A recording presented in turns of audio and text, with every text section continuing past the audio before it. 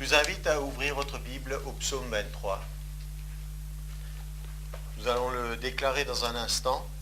Et le titre de ce que je vais partager avec vous, le titre global, c'est l'Éternel est mon berger. Et le message particulièrement pour aujourd'hui, ce sera « Il restaure mon âme ».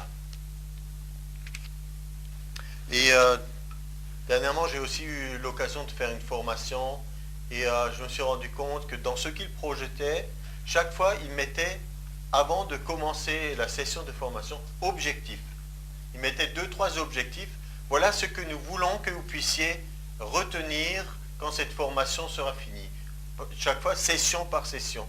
Et donc, nous avons aussi à apprendre de ce qui se fait, de ce qui se marche, de ce qui marche. Nous savons que Jésus aussi était un excellent pédagogue et puis il avait des façons de faire. Quand j'étais en Israël, on nous a montré le lac de Galilée. On se rappelle peut-être qu'à un moment, il était allé sur la barque et puis il a pris un peu de recul pour qu'il ne soit pas écrasé par la foule.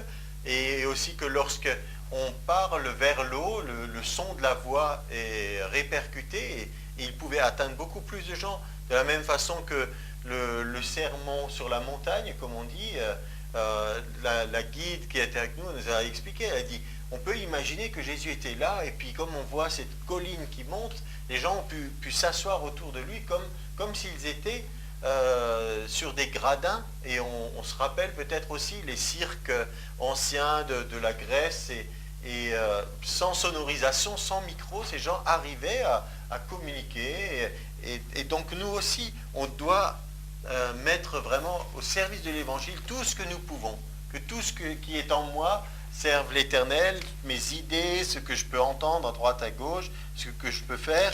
Et donc dans les objectifs, je voudrais, la première chose dont nous avons tous besoin, c'est la restauration de notre âme.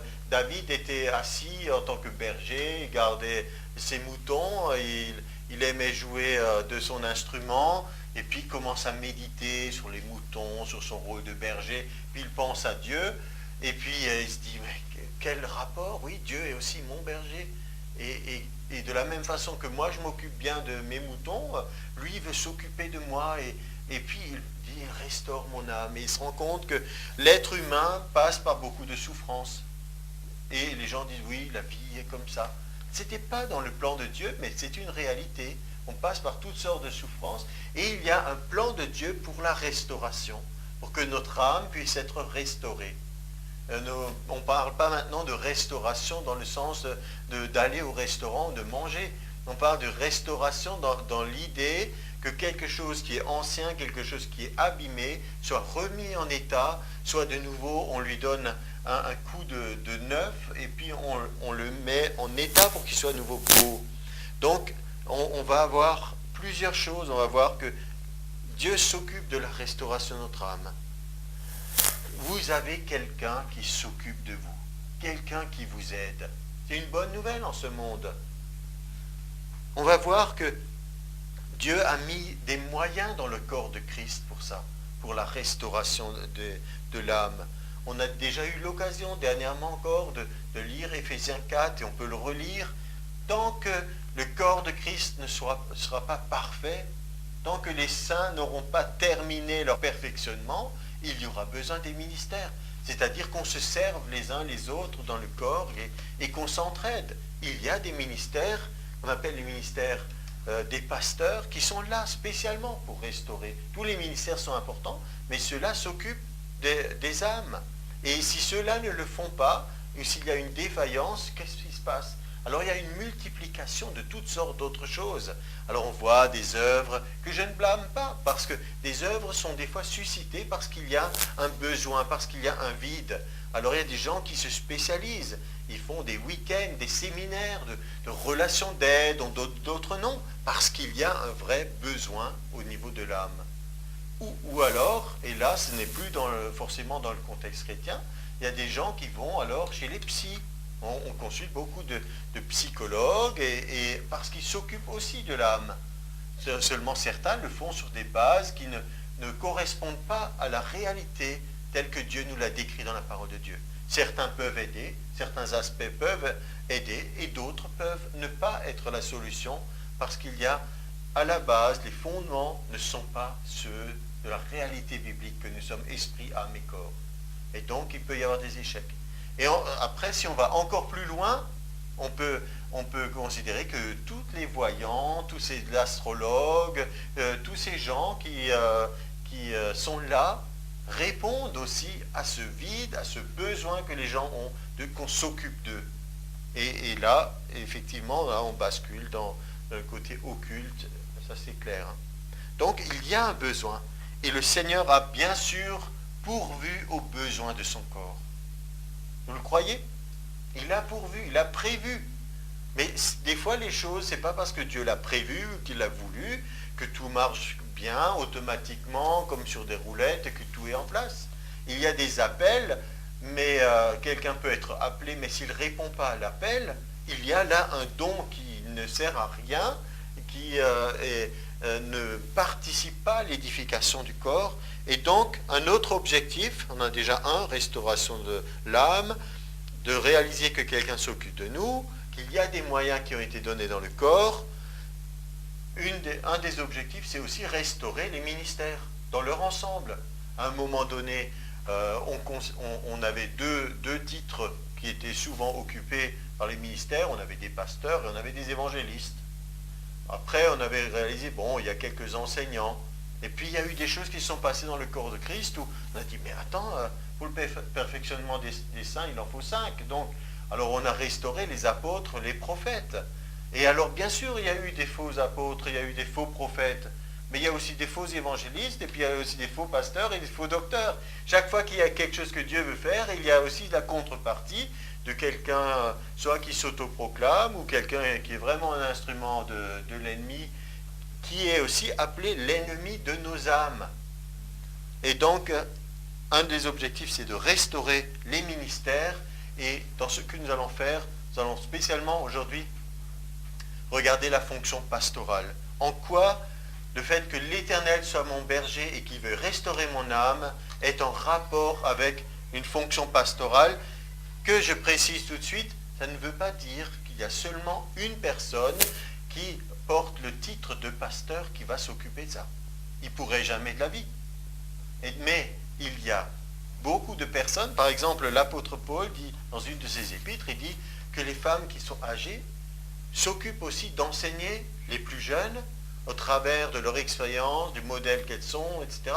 Donc en quelque sorte, elles font une fonction pastorale pour d'autres.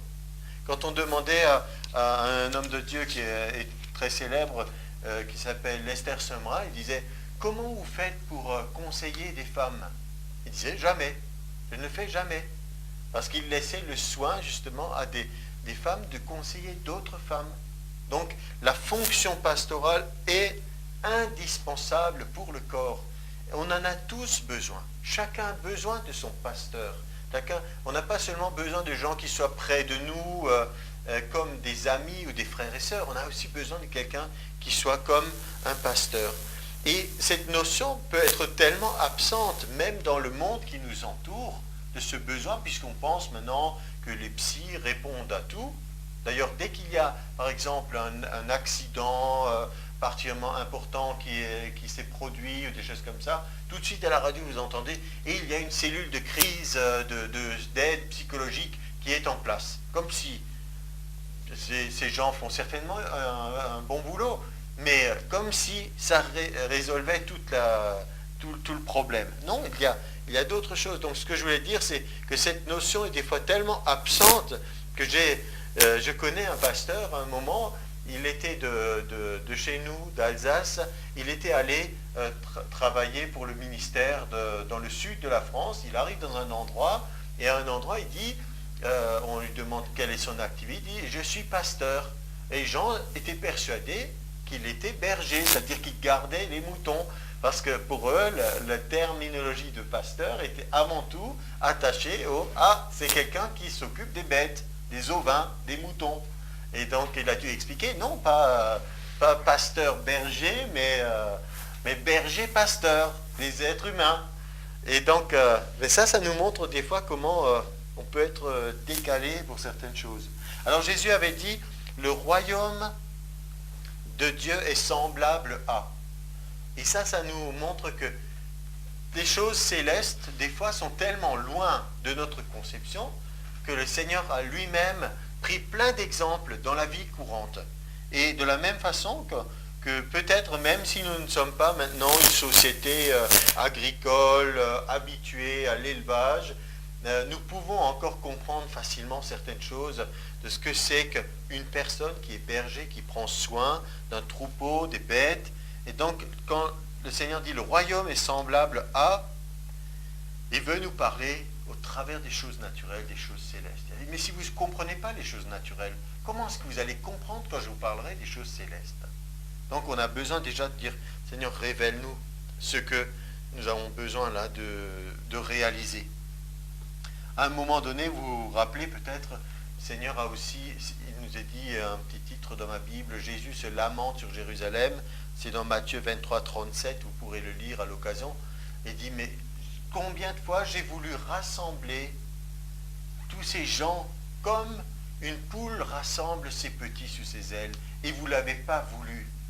Et donc là encore, on parle de poule, on parle de poussin, des choses simples qu'on peut comprendre, cette volonté de Dieu de prendre soin de nous. Et aussi quand on réalise, Jésus il avait tous les ministères qui étaient en action dans sa vie. Tous. Alors, il y avait aussi cette dimension prophétique. Il voyait par révélation certaines choses qui allaient se passer. Il avait vu que l'endurcissement des gens de Jérusalem allait les conduire à voir cette malédiction de Dieu qui se manifeste au travers de l'invasion des Romains, et on sait que ça s'est produit dans l'an 70.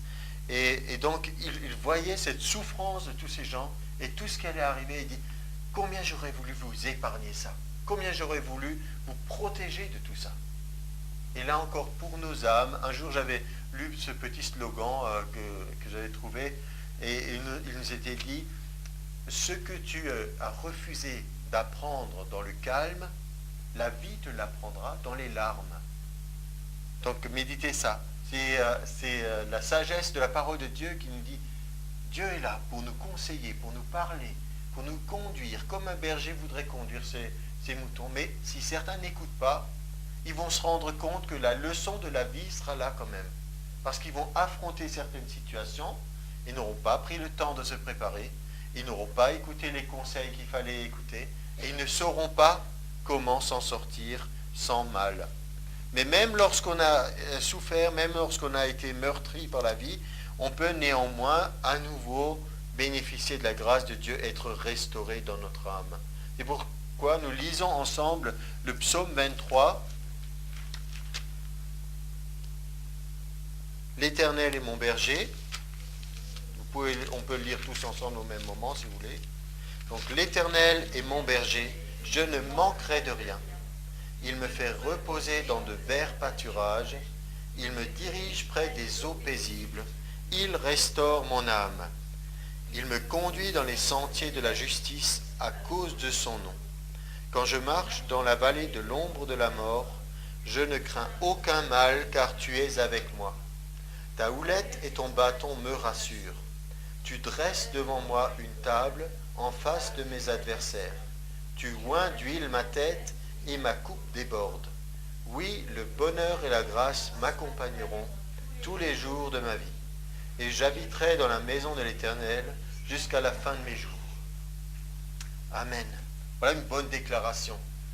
C'est dans l'Ancien Testament, mais c'est vivant, c'est pour nous maintenant, c'est notre relation avec Dieu, c'est la confession de ce que nous voulons, la présence de Dieu dans notre vie. On ne manquera de rien, il y a le repos de la foi, il y a la bénédiction, il y a l'onction, il y a tout. Et je me rappelle d'un collègue, lorsque je travaillais ailleurs, il y a des années de ça, alors des fois un petit peu un ton de plaisanterie, quand on se rencontrait, il disait « alors ?» heureux. Alors c'était toujours un peu un défi. Et donc, je dis, pour nous aussi, on devrait pouvoir se poser cette question. Alors, heureux, le bonheur et la grâce m'accompagneront. Ça veut dire que si, même, bon, vous passez certainement aussi des fois par des moments difficiles, mais au fond de vous, quotidiennement, vous devez pouvoir expérimenter ce bonheur d'appartenir à Dieu, ce bonheur de savoir où vous allez. Et vous pouvez dire, non, je suis malheureux, il n'y a rien qui va. Alors, il y a quelque chose qui ne va vraiment pas dans votre vie. Mais ici, David pouvait dire, le bonheur et la grâce m'accompagneront tous les jours. Ça, c'est la situation normale du chrétien. D'accord? C'est la norme, ça. Ce n'est pas l'exception. C'est ça, quand on marche avec Dieu, le bonheur et la grâce nous accompagnent tous les jours, pas juste certains jours. Donc, le Seigneur voudrait cela pour nous. Mais la première chose, avant qu'il puisse restaurer mon âme, vous savez, avant de vouloir prendre un médicament, il faut que vous acceptiez le diagnostic du médecin. Celui qui dit non, j'en ai pas besoin, je suis pas malade, etc. S'il n'est pas malade, tant mieux pour lui, il n'a pas besoin de se soigner. Mais si quelqu'un a besoin de soins et qu'il refuse le diagnostic, on ne peut rien faire pour lui. Même si quelqu'un achète le médicament mais qu'il le laisse sur sa table de chevet, on ne peut rien faire. Donc il y a un moment, une prise de conscience, de savoir, mais oui, j'en ai vraiment besoin. Si quelqu'un dit, moi tout va bien, j'ai besoin de rien, on a besoin. La Bible nous dit dans Ésaïe 53, au verset 6, « Nous étions tous égarés. » Comment on dit tous? Tous. Chacun suivait sa propre voie. Nous étions tous errants comme des brebis, chacun suivait sa propre voie. L'Éternel a fait retomber sur lui l'iniquité de nous tous. De tous, nous étions égarés. Ici, c'est au passé. Vous imaginez, c'est quand même extraordinaire. Qui a écrit ça? Nous étions égarés. Vous le réalisez, qui a écrit? Ésaïe. Combien de siècles avant que Jésus accomplisse ce qu'il a accompli? 7 siècles environ. 700 ans avant Jésus-Christ, un homme dit, nous étions tous égarés au passé. Donc là, on arrive directement dans une dimension spirituelle. Il n'y a aucune logique humaine là-dedans. Il n'y a pas de chronologie qui tienne. On est projeté dans l'avenir, dans une réalité où Jésus a tout accompli. On regarde en arrière, on dit l'être humain, toute la race humaine était comme ça, égarée, comme des moutons quand ils n'ont pas de berger qui s'en occupe, ils ne savent que faire, égarés. Nous étions tous errants comme des brebis. Ils errent. Et des fois on dit ils errent comme une âme en peine. C'est une bonne expression aussi, de dire si nous n'avons pas le bon berger, s'il n'y a pas de direction, l'être humain est comparé à une brebis, à un mouton. Ça ne nous fait peut-être pas plaisir. C'est pas très positif. Hein. On dit, soyez pas des moutons. Et quand on dit à quelqu'un, tu n'es qu'un mouton, ça veut dire que tu n'es pas capable d'avoir ta propre opinion, de prendre tes responsabilités, de tenir tes positions. Tu fais comme tout le monde. Toutes ces choses ne sont pas très positives. Mais quand Jésus utilise tous ces termes, quand la Bible en parle, ce n'est pas pour nous insulter, c'est pour qu'on prenne conscience de notre réalité spirituelle. Sans la direction de Dieu, par le Saint-Esprit, sans le bon berger, on est errant. On n'arrive pas à trouver notre voie. Et on a beau faire nos raisonnements, vous trouvez ça par exemple dans Proverbe 14, 12, « Telle voie paraît droite à un homme, mais son issue, c'est la voie de la mort. » Donc, quand on est livré à nous-mêmes, on peut dire, on pense des fois, ça c'est une bonne idée, ouais, je vais aller faire ça, faire ci. On a l'impression que c'est bon, mais si ce n'est pas vraiment conduit par Dieu, alors ça produit la mort. Il n'y a pas de fruit. C'est ça, la mort, c'est quand il n'y a pas de fruit. À l'inverse, on a des exhortations, le salut est dans le grand nombre de conseillers, dans les proverbes aussi. Il dit, s'il n'y a pas de conseillers, alors on s'égare. Mais quand les conseillers sont nombreux, alors les projets réussissent. Donc, mais d'abord, réalisons cela, que on était égarés. Jésus est venu, il est venu rétablir quelque chose, il est venu pour accomplir quelque chose, mais en même temps, ce n'est pas parce que quelqu'un devient chrétien que tout se règle instantanément et qu'on prend toujours les bonnes décisions. Vous avez remarqué? Puisque à nouveau, on a besoin de réaliser qu'il y a ce salut de notre être tout entier, esprit, âme et corps, et il faut l'analyser en les dissociant. Bien sûr, on est un être entier, mais en même temps, il faut le dissocier, sinon on ne comprend rien. Par exemple, le salut de l'esprit. Nous, on considère que notre esprit, séparé d'avec Dieu, il est mort. La séparation d'avec Dieu, c'est la mort. C'est ça la mort. La mort, ce n'est pas la fin de l'existence. C'est un état de séparation avec Dieu. Être recréé dans notre esprit, être régénéré, né de nouveau, ça fait que notre esprit redevient vivant. Il est nouveau en relation avec Dieu. Notre esprit est vivant. 2 Corinthiens 5, 17, si quelqu'un est en Christ, il est une nouvelle créature, ou nouvelle création selon les versions. Il a été recréé. Toutes choses sont devenues nouvelles. Choses anciennes sont passées. C'est terminé. Il y a une nouvelle créature. Mais en même temps, chacun d'entre nous avons fait l'expérience. Quand on est né de nouveau, il y a des choses qui n'ont pas changé. On avait toujours le même corps. On n'a pas changé au niveau la couleur des yeux, les cheveux, etc.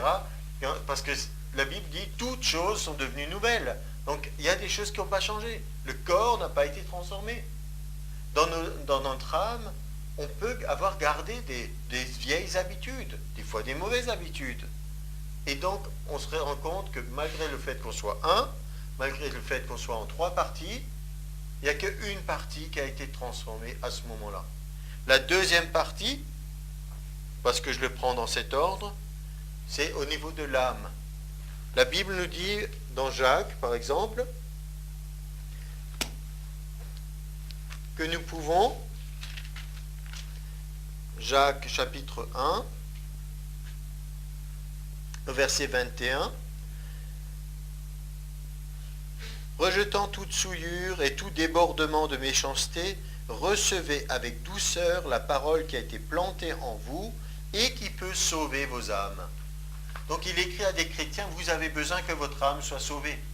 Vous comprenez que si on n'a pas cette révélation de l'être humain en 3 parties, esprit, âme et corps, on est confus, on ne comprend plus rien. On dit, attends, ils ont encore besoin que leur âme soit sauvée, mais je croyais qu'il écrivait à des gens qui étaient chrétiens. Et on est confus. Mais non, il y a une réalité du salut de l'âme qui est nécessaire. Et 1 Pierre, on lit un passage qui va dans le même sens.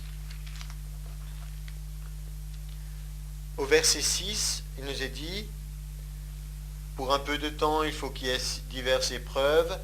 Verset 7, afin que l'épreuve de votre foi, plus précieuse que l'or périssable, qui cependant est éprouvé par le feu, ait pour résultat la louange, la gloire et l'honneur, lorsque Jésus-Christ apparaîtra. Vous l'aimez sans l'avoir vu, vous croyez en lui sans le voir encore, vous réjouissant d'une joie merveilleuse et glorieuse, parce que vous obtiendrez le salut de vos âmes pour prix de votre foi. Là encore, c'est une épître qui écrit à des gens qui sont non seulement des chrétiens, mais même il y a une certaine maturité spirituelle. C'est des gens qui sont éprouvés dans leur foi, qui résistent et qui tiennent bon. Donc ce n'est pas n'importe qui. Et là aussi, il nous est dit, il faut qu'ils exercent leur foi pour obtenir le salut de leur âme. Ça veut dire qu'il y a un travail au niveau de l'âme, au niveau de la restauration. Restaurer dans un état qui soit conforme à celui que Dieu voulait. Et pour la 3e partie, il y a aussi une promesse de Dieu. Ça, c'est essentiellement, il y a des passages pour ça dans Romains 8, quand il nous est dit que nous attendons l'adoption, notre être tout entier soupire, la création même soupire pour voir la révélation des fils de Dieu, de voir cette manifestation, donc où l'être humain sera de nouveau, comme il y avait un premier Adam et il y a eu un deuxième Adam qui était Jésus. Jésus était le deuxième Adam, c'est-à-dire qu'il était l'homme tel que Dieu aurait voulu qu'il soit. Et il était le premier-né de la création dans le sens de cette nouvelle création. Il n'y a pas eu une personne qui était née de nouveau avant que Jésus soit ressuscité. Et il était le premier-né de tout ce qui a suivi.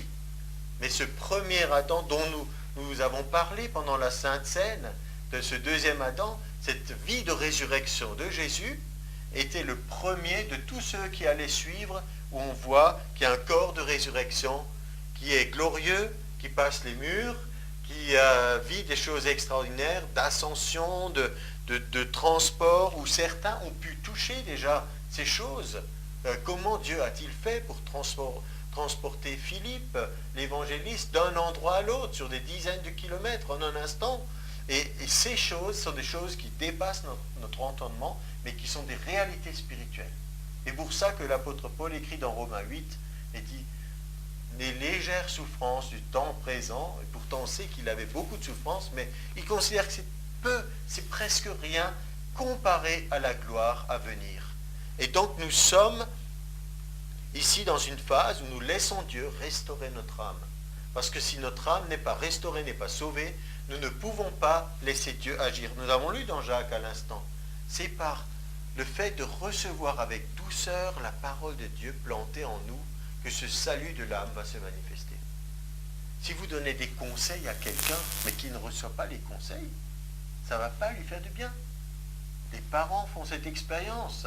On aimerait le meilleur pour les enfants. Et des fois on le dit de plusieurs façons. On peut le dire gentiment, on le dit avec menace, on insiste, on peut le dire sur tous les tons, mais le principe c'est si le conseil n'est pas reçu, même s'il est bon, il n'en profitera pas. Et donc, nous sommes dans cette situation et nous voyons que au travers de ce que Dieu nous a laissé dans sa parole, nous pouvons être instruits. Nous pouvons laisser renouveler notre intelligence et être instruits. Dans 1 Roi 12, je ne voudrais pas voir trop en détail, mais quand même ça me semble être une illustration assez intéressante. C'était la succession de Salomon. Et donc après Salomon, quel était le roi qui a succédé? C'était Roboam. Et donc ça ne s'est pas tellement bien passé avec Salomon, vous le savez. Hein. Déjà, il y a eu des moments très difficiles pour le peuple. Et là, ils expriment ce qu'ils ont vécu. Nous, on pense peut-être des fois certains aspects de Salomon, c'était la construction du temple, l'or, les richesses, la prospérité, des choses vraiment magnifiques. Mais pour une bonne partie du peuple, ils l'ont vécu comme un esclavage, un asservissement, les corvées et tout, toutes les années qu'il a fallu pour faire toutes ces réalisations. Et donc arrive le successeur, et il nous est dit, ils ont choisi, l'assemblée a choisi un homme qui s'appelait Jéroboam, et ils sont venus auprès de Roboam, et ils lui ont parlé ainsi, verset 4. Ton père a rendu notre joug dur, toi maintenant allège notre rude servitude, et le joug pesant que nous a imposé ton père, et nous te servirons. Il leur dit, allez, revenez vers moi dans 3 jours, et le peuple s'en alla. Le roi Roboam consulta les vieillards qui avaient été auprès de Salomon son père pendant sa vie, et il dit, que conseillerez-vous de répondre à ce peuple? Et voici ce qu'ils lui dirent. Si aujourd'hui tu rends service à ce peuple, si tu leur cèdes, si tu leur réponds par des paroles bienveillantes, ils seront pour toujours tes serviteurs. Mais Roboam laissa le conseil que lui donnaient les vieillards, et il consulta les gens qui avaient grandi avec lui et qui l'entouraient. Et il leur dit, que conseillerez-vous de répondre à ce peuple qui me tient ce langage? Allège le joug que nous a imposé ton père. Et voici ce que lui dirent les jeunes gens qui avaient grandi avec lui. Tu parleras ainsi à ce peuple qui t'a tenu ce langage. Ton père a rendu notre joug pesant, et toi allège-nous. Et tu leur parleras ainsi. Mon petit doigt est plus gros que le rein de mon père. Maintenant mon père vous a chargé d'un joug pesant, et moi je vous le rendrai plus pesant. Et je m'arrête là. Simplement, qu'est-ce qu'on va retenir de tout ça? Il y a des gens qui ne comprennent pas à quoi peut bien servir l'étude de l'histoire. L'étude de l'histoire sert pour que nous puissions éviter de refaire les mêmes erreurs qui ont été faites dans le passé. C'est à ça que ça sert. Et la Bible nous le dit aussi. Il dit dans 1 Corinthiens 10, il dit, ces choses leur sont arrivées pour nous servir d'exemple, pour qu'on ne refasse pas comme ils ont fait. Et donc ici, quel était le problème principal? c'est que si vous allez chercher conseil auprès de quelqu'un qui est exactement comme vous, qu'est-ce que vous allez recevoir comme conseil?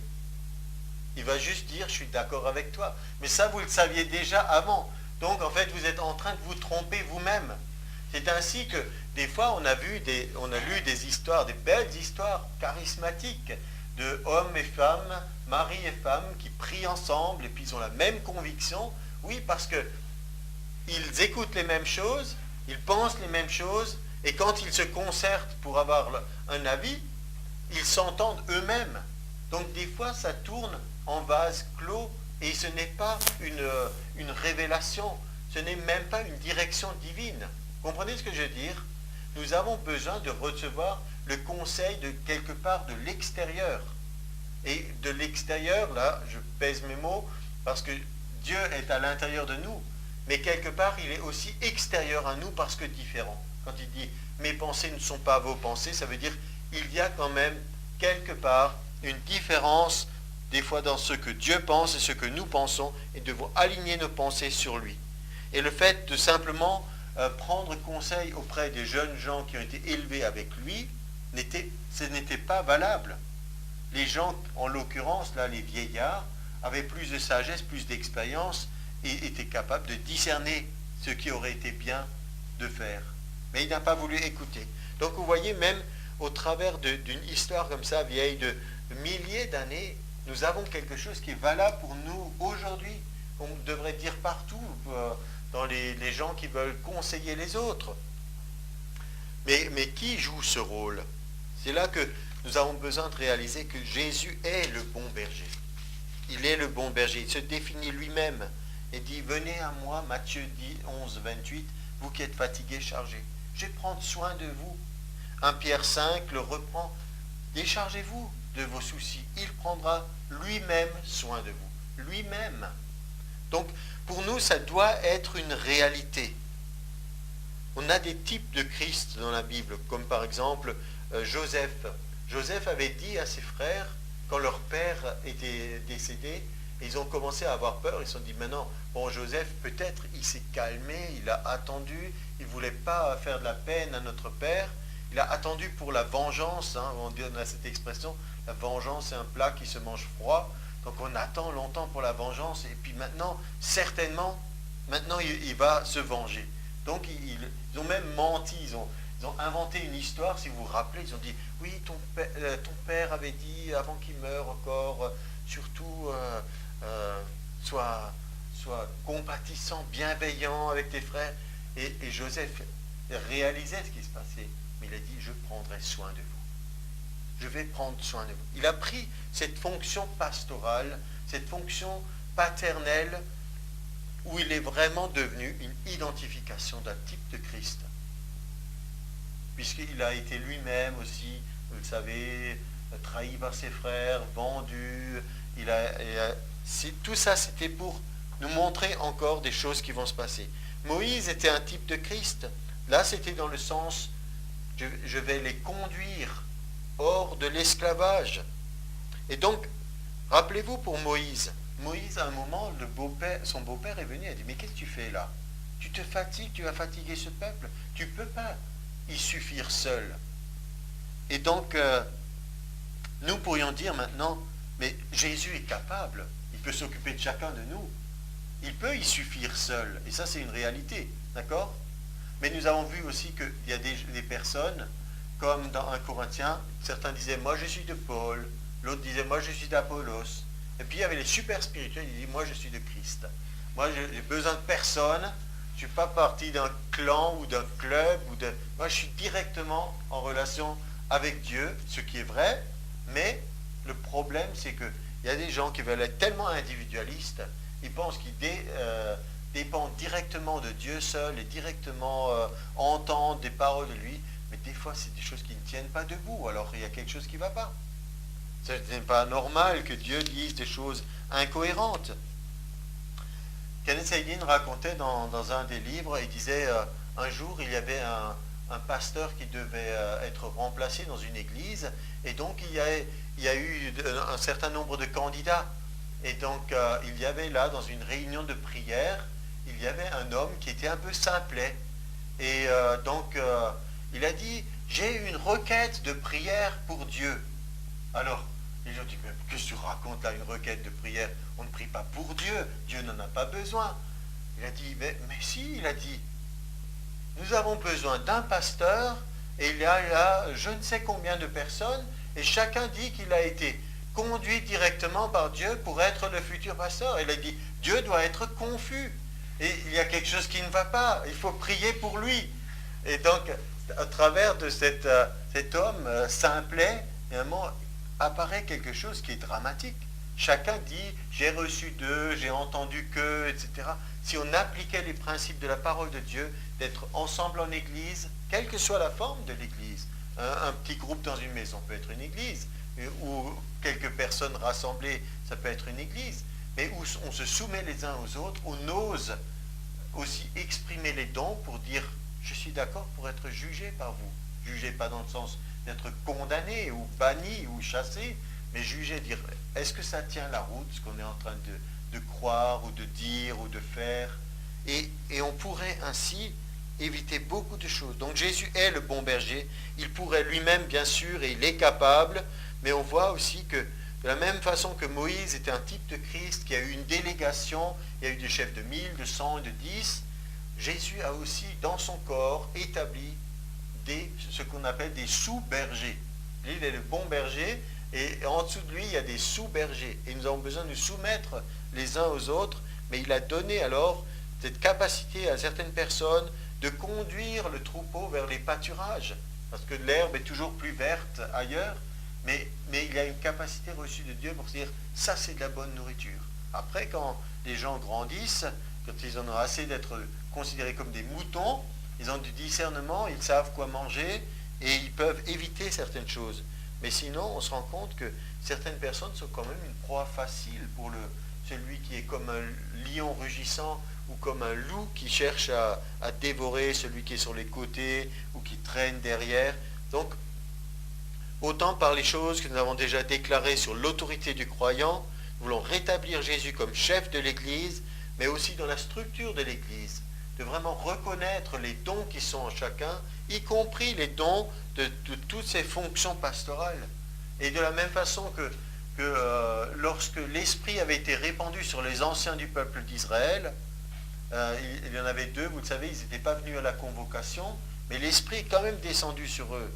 Et Josué avait ce réflexe, il a dit, mais empêche-les parce qu'ils n'ont pas suivi la procédure comme il fallait. Et Moïse a dit, mais laisse-les. Puisse tout le peuple de Dieu être composé de prophètes. Il n'y a pas de concurrence dans le corps de Christ. On n'est pas trop nombreux. Il y a encore beaucoup de place. Vous voyez, on plaisante souvent sur l'armée mexicaine où il y avait plus de colonels que de caporaux, parce que ça symbolise un petit peu ces endroits où on distribue, on gratifie les gens de titres et tout le monde est super apôtre et prophète et prophétesse par-ci, par-là. Mais en réalité, il n'y a pas de concurrence et il y a beaucoup de travail. Jésus a dit, priez le maître de la moisson qu'ils envoient des ouvriers. D'accord?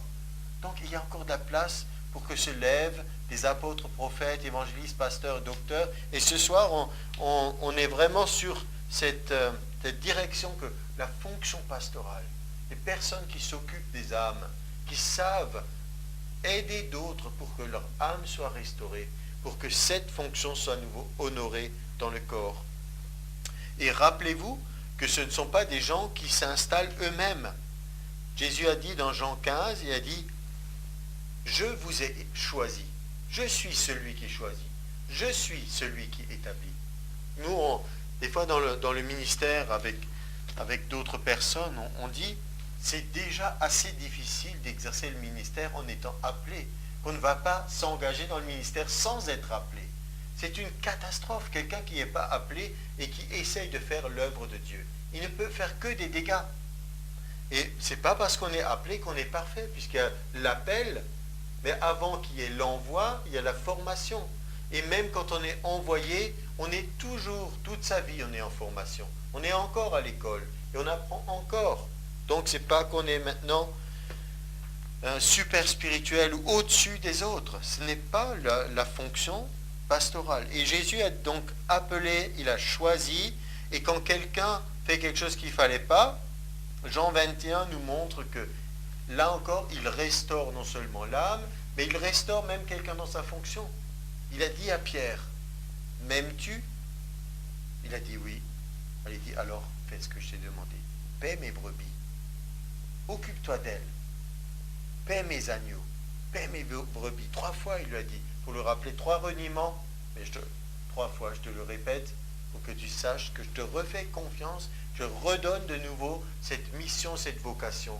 Alors pour vous aussi, s'il y a quelqu'un qui m'entend et qui se dit, oui, il y a quelque chose que j'avais enterré. Il y a quelque chose que j'avais reçu que j'aurais dû faire. Ou alors entre le parcours où j'ai bien commencé, où j'ai échoué en cours de route, il y a de nouveau aussi une restauration d'un ministère.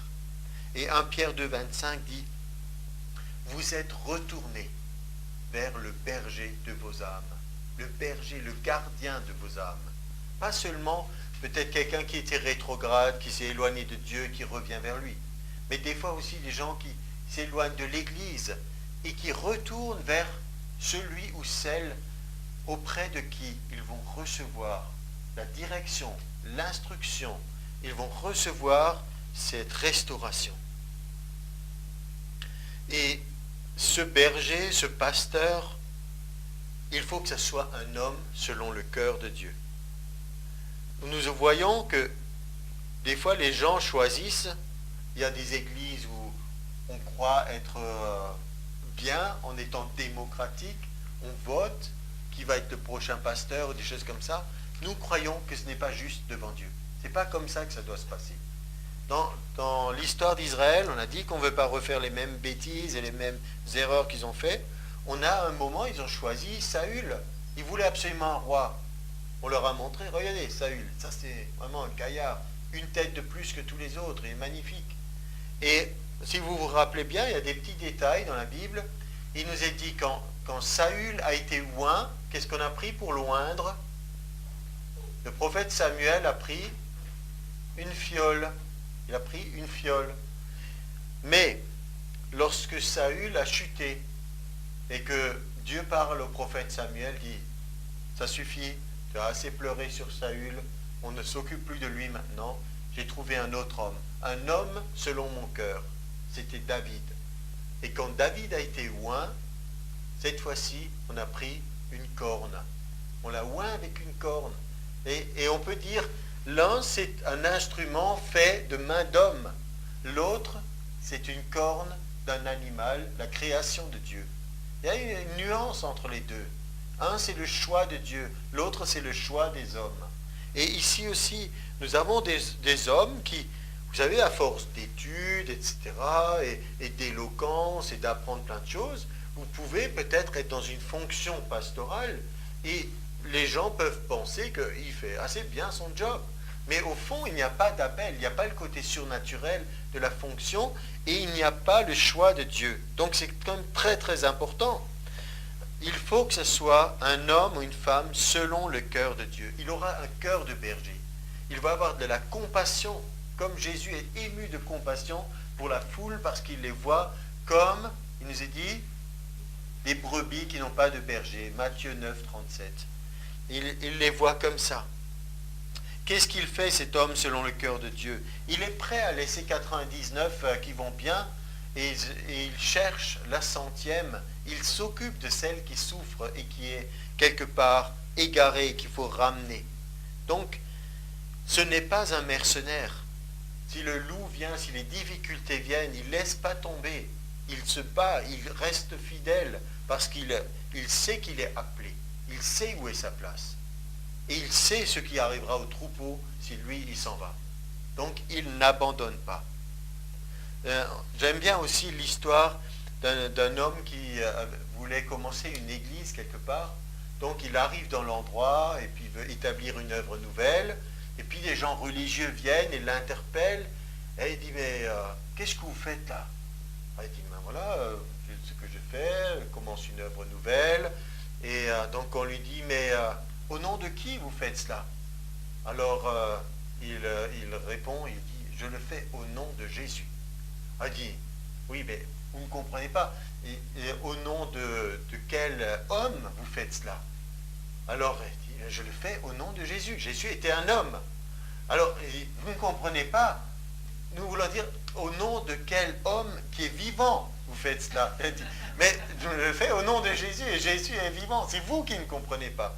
Donc, il y a l'appel de Dieu, que Jésus est vivant, que s'il appelle et qu'il envoie quelqu'un, ça a plus de poids, ça a plus de valeur dans le royaume de Dieu que quelqu'un qui a un beau diplôme, qui est plébiscité, qui a, etc. Et donc ça, il se peut que ça n'ait aucune valeur devant Dieu. Vous imaginez? On ne fait pas juste une carrière de pasteur comme on serait dans un autre job. C'est un appel de Dieu. C'est quelque chose qui est totalement différent. Donc, un homme selon le cœur de Dieu, pas un mercenaire. On a certaines choses qu'on peut relire, mais que nous n'allons pas faire dans 1 Timothée 3. Si quelqu'un aspire à la charge d'évêque ancien, surveillant du troupeau, et surveillant, je précise toujours, hein, c'est pas surveillant comme un gardien de prison, c'est quelqu'un qui veille sur. Et donc, toujours se rappeler qu'il y a le souverain berger. On n'est que berger par délégation. De la même façon que lorsque l'on parlait de l'autorité spirituelle, vous ne pouvez exercer d'autorité spirituelle que parce que Jésus a reçu toute autorité, qu'il vous l'a délégué, qu'il a dit « allez en mon nom ». De la même façon, Jésus a dit « je bâtirai mon église ». Un pasteur a une fois dit « oh, je suis content que Jésus ait dit « je bâtirai mon église », ce n'est pas nous qui la bâtissons ». Quand j'ai entendu ça, quelque chose ne me convenait pas dans cette expression. Parce que le fait de dire « Jésus a dit je bâtirai, donc c'est lui qui fait », nous savons que la réalité, c'est que Jésus fait avec nous. Nous ne pouvons pas construire l'église, mais Jésus ne bâtit pas sans nous non plus. Donc il y a une interdépendance entre nous qui sommes le corps et lui qui est la tête. Il a dit « je bâtirai », et moi je dirais « reconstruisons l'église ». L'église de Jésus-Christ a besoin d'être restaurée. Il y a des personnes qui ont besoin d'être restaurées dans leur âme, et l'église a besoin d'être restaurée aussi. La confiance doit être restaurée. La confiance ne peut pas s'exiger. Je ne peux pas dire « je suis pasteur, je vous demande de me faire confiance ». Ce n'est que dans la mesure où vous voyez agir et parler quelqu'un qu'au fur et à mesure, votre confiance se construit. Et nous savons que la confiance peut être plus vite détruite qu'elle ne s'est construite. Vous pouvez faire confiance à quelqu'un parce que pendant des années, vous avez vu que, voilà, comment il agit, il est fidèle, ou ceci, cela. Et puis il suffit qu'une fois il vous déçoive et c'est terminé, vous ne faites plus confiance. Et c'est comme ça, la loi du fonctionnement humain est des fois très dure, mais c'est vrai que faire confiance, ça dure longtemps, et de la même façon, pour reconstruire l'Église, nous savons qu'il y a eu beaucoup de scandales dans les églises, il y a beaucoup de choses qui se sont passées, il y a beaucoup de gens qui sont blessés, qui n'ont plus envie, mais comment vont-ils faire partie de cette Église glorieuse, sans tache ni ride, si personne n'est là pour les aider, s'ils ne sont pas au bénéfice des ministères? Je remercie Dieu pour Internet, mais je ne crois pas qu'on puisse être seulement chrétien en étant au contact virtuel de ministères. Parce que vous pouvez regarder toutes les vidéos de grands hommes de Dieu, mais ils ne seront pas là pour lui dire, écoute, là tu es en train de faire une erreur qui va te coûter cher. Ils ne seront pas là pour conseiller, et ils ne vont pas non plus venir si vous devez appeler quelqu'un à 2 heures du matin. Et donc, nous avons besoin d'une église qui ne soit pas seulement virtuelle, mais réelle, avec des gens qu'on peut être en contact, où on peut construire ensemble, et donc, jusqu'à ce que, on va travailler à ça, jusqu'à ce que cette vocation de l'église, qui est de grandir, de s'édifier, et d'être capable de faire l'œuvre du ministère. Faire capable l'œuvre du ministère envers ceux qui ont des besoins. Nous sommes les porteurs de la gloire de Dieu. L'onction de Dieu est sur moi. Jésus a dit, l'onction de Dieu est sur moi. Dieu m'a oint par l'Esprit de Dieu pour faire, proclamer aux captifs la liberté. Ouvrir les yeux des aveugles. Voyez-vous comme ceux qui vont accomplir des miracles pour Dieu. Chaque fois que vous allez quelque part, c'est un morceau du royaume de Dieu qui se déplace. J'aimais bien ce que nous a dit le pasteur John Madan. Il a dit, quand on allume une allumette en plein jour, ça ne se voit pas beaucoup, hein. Mais c'est dans l'obscurité que la moindre petite allumette se voit. Donc quand on est entre nous, des fois on n'a pas l'impression vraiment que l'un ou l'autre brille et rayonne de la gloire de Dieu. Mais si vous êtes, en tant qu'enfant de Dieu, au milieu de ceux qui ont des besoins, vous faites la différence. Ayez cette confiance en Dieu qu'il vous équipe et qu'il vous donne ce qui est nécessaire. Donc, peut-être avec nos yeux naturels, nous voyons les carences de l'Église, nous voyons les besoins des ministères, alors on peut tomber dans le naturel, on dit où sont-ils, etc. Ou alors, on fait ce que la Bible nous dit de faire, on appelle les choses qui ne sont pas, on appelle à l'existence. Et ça, on va le faire maintenant tout de suite. Donc je vous invite à vous lever pour conclure ce temps d'enseignement. On va se rappeler de Matthieu 9, 36 et suivant, qui dit « Jésus était ému de compassion ». Il a dit « Priez le maître de la moisson pour envoyer des ouvriers dans sa moisson ». Seigneur, notre prière, ensemble, c'est que tu envoies des ouvriers dans ta moisson. Merci Seigneur parce que tu ne te lasses pas, par l'action de ton Saint-Esprit, de continuer d'appeler. Il y a encore des vocations.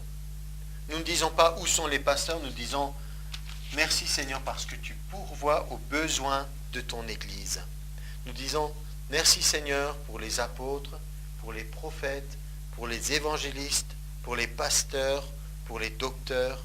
Nous appelons ces choses à l'existence. Nous appelons ces choses pour qu'elles deviennent une réalité.